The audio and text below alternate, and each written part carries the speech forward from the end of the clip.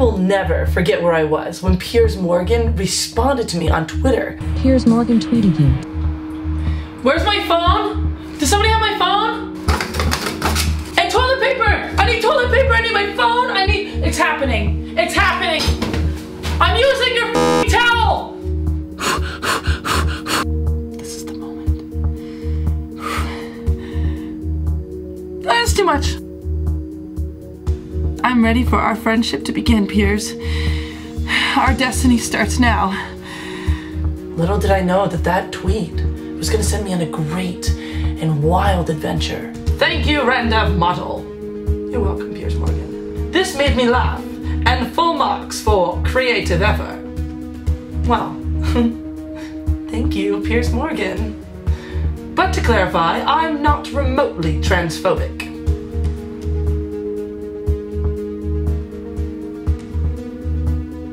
I never accused Piers of being transphobic, and I myself am not trans-identifying. So I didn't know who Piers was talking to, but Piers had added me. So I was thinking, is this like a guilty conscience thing? I hadn't exactly read the rest of the statement. I just think the notion of 100 genders is utter bullshit with optional T, and massively insulting to those who actually transition. Whoa. This is alarming, because I consider myself to be a passionate ally for people who are transitioning.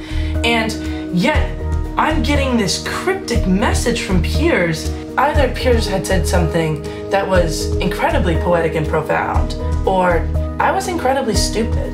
I decided to do a little bit of work of my own, bring in some experts to help me break this down.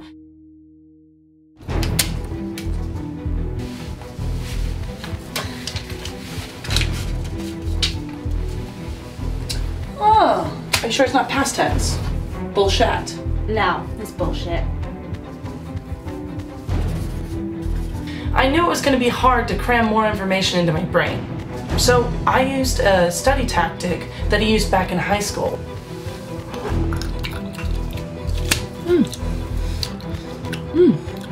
Well, Judaism recognized 6 genders. Indonesia recognized 5 genders.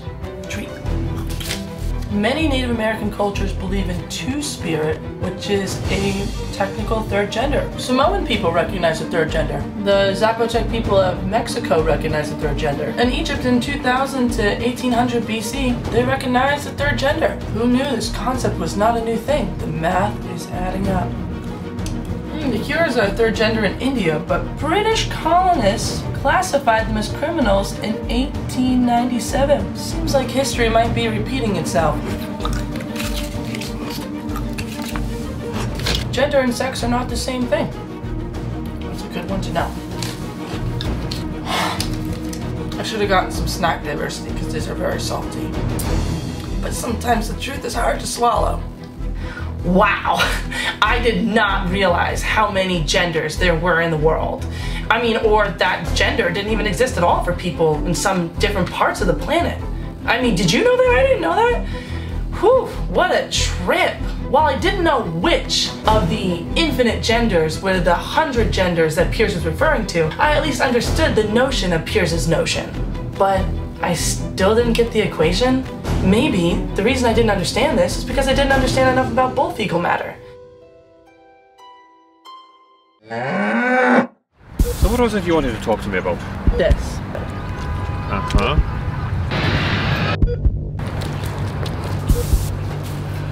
Can we talk about your poop? Worth it. Is there perhaps a reason why there was a gender term for cow shit used in a statement about gender? Is the shit of a bull perhaps different than that of a cow? No? No. There's so many mysteries in this.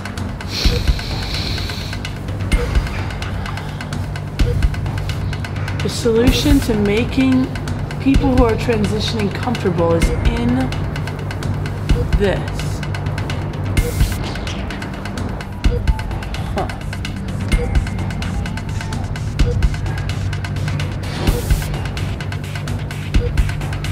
I get it!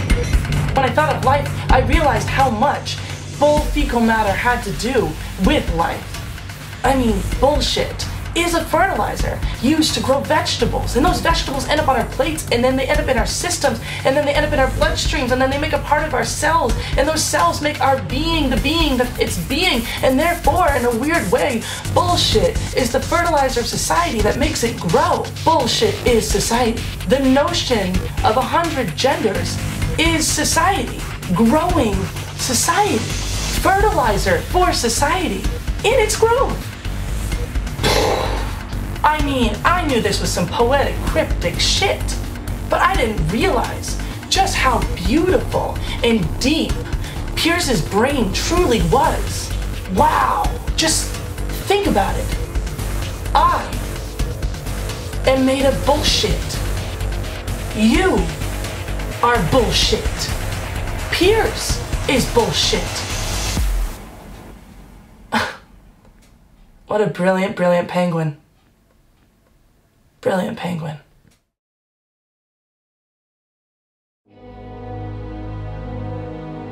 The notion of 100 genders is equal to the fertilizer of society, aka society is evolving. And Piers is saying that the evolution of society and its language is insulting to people who are actually transitioning. Why would Piers say this to me? And I thought about this a lot, and I realized, oh my gosh, Piers is feeling guilty for identifying as a penguin because he doesn't want to insult any of the people who are transitioning on his show. There is no better person to have come to get advice about the situation. Let me tell you, Piers, okay? Just because you identify as a penguin doesn't mean that you're taking away anyone else's right to identify how they identify. We people who have unconventional language for ourselves are not trying to take away language from other people. We are simply trying to lift the limitations of the language in which we're born into, and which frankly is quite antiquated and soaked in painful histories that we cannot undo. We are in a time, Piers, where it's natural for a lot of other people to be questioning, is it enough? Or is perhaps there more? The world is connected for the first time with new technologies that allow us to exchange information rapidly online. And when you're online, you're not your body. You're your mind. You're the essence of your being. And we are spending so much time in that essence, we are starting to wonder if there's ever going to be enough language to truly sum up what we are, because we know that we are more than flesh. What we have here is not a hate speech issue. It's a free speech issue. When you tell someone that they can't use a particular language for themselves personally, what you're doing is you're controlling the way they can talk about themselves, and therefore you're controlling free speech, and therefore you're justifying our right to control your free speech. Do that all around the world, and suddenly the world is more imprisoned than it was before. When it comes to your own penguin identity, that's for you. That's your personal truth. And no one should be able to control your feelings about yourself. You know your truth, and that's all that matters.